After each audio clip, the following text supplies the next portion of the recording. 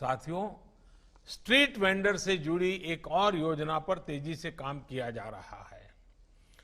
प्रधानमंत्री स्वनिधि योजना से जुड़ने वाले जो भी रेहड़ी पटरी वाले लोग होंगे, उनका जीवन आसान बने, उन्हें मूलभूत सुविधाएं मिले, ये भी सुनिश्चित किया जाएगा। यानी रेहड़ी पटरी या ठेला लगाने वाले मेरे भाई बहनों के पास उज्ज्वला का गैस कनेक्शन है या नहीं, उनके घर बिजली कनेक्शन है या नहीं, वो आयुष्मान भारत योजना से जुड़े हैं या नहीं, उन्हें 90 पैसे प्रतिदिन और 1 रुपया महीना वाली बीमा योजना का लाभ मिल रहा है या नहीं, उनके पास अपनी पक्की छत है या नहीं, ये सारी बातें उसको भी देखा जाएगा। और जहां कमी होगी पूरा करने के लिए सरकार सक्रिय रूप से प्रयास करेगी। जिसके पास ये सब नहीं होगा, उनके लिए प्राथमिकता के आधार पर काम किया जाएगा। साथियों, हमारे देश में गरीबों की बात बहुत हुई है।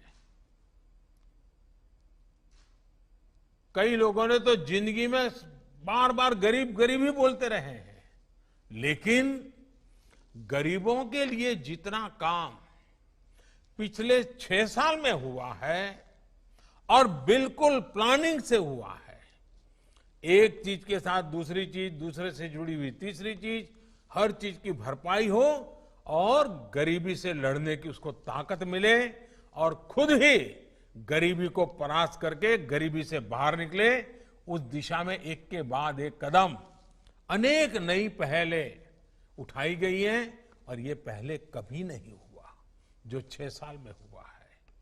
हर वो क्षेत्र, हर वो सेक्टर जहां गरीब, पीड़ित, शोषित, वंचित, दलित, आदिवासी अभाव में था, सरकार की योजनाएं उसका संबल बनकर आई है। आप याद करिए, हमारे देश का गरीब तो कागजों के डर से बैंक के दरवाजे तक ही नहीं जा पाता था।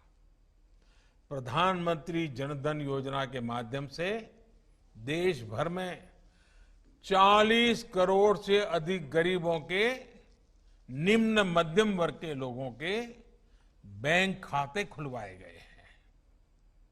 इन जनधन खातों से हमारा गरीब बैंक से जुड़ा और तभी तो आसान लोन उसे मिल रहा है। सूदखोरों के चंगुल से वो बाहर निकला है। इन्हीं बैंक खातों की वजह से गरीबों को बिना रिश्वत आवास मिल रहे हैं, किसानों को सीधी उनके बैंक खाते में मदद पहुंच रही है। कोरोना काल में ही पूरे देश की 20 करोड़ से अधिक बहनों के जनधन खाते में करीब 31,000 करोड़ रुपए जनधन योजना के कारण ही जमा हो पाए हैं। इसी तरह पीएम किसान सम्मान निधि के तहत देश भर के 10 करोड़ से ज्यादा किसान परिवारों के बैंक खाते में 94,000 करोड़ रुपए से ज्यादा सीधे ट्रांसफर किए गए हैं।